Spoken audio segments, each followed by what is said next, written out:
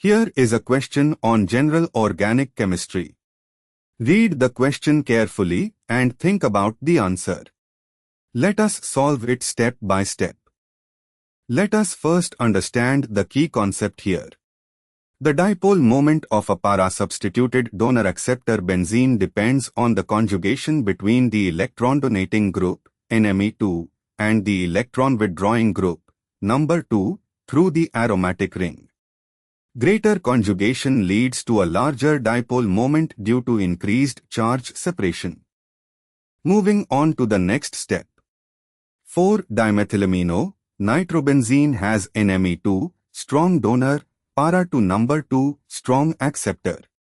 There are no steric substituents on the ring. The NME2 nitrogen is free to adopt a planar geometry, allowing full conjugation of the lone pair with the aromatic ring and hence with the number 2 group. This through conjugation creates significant charge separation, quinonoid resonance structure, resulting in a large dipole moment of 6.87 D. Moving on to the next step. In the sterically crowded analog, 2, 3, 5, 6 tetramethyl derivative, 4 methyl groups flank both the NME2 and number 2 substituents. The ortho-methyl groups adjacent to NME2 force the NME2 group out of the plane of the ring, steric inhibition of resonance.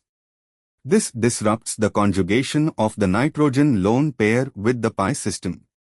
Without effective conjugation, there is no quinonoid charge separation, and the dipole moment is significantly reduced to 4.11 D, closer to a simple vector sum of localized group moments without through conjugation enhancement.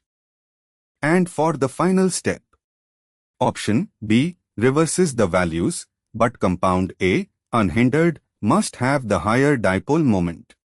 Option C makes both equal at 4.11 D, ignoring that compound A has full conjugation. Option D makes both equal at 6.87 D, ignoring the steric inhibition in compound B. Therefore, the correct answer is A. Therefore, the correct answer is option A.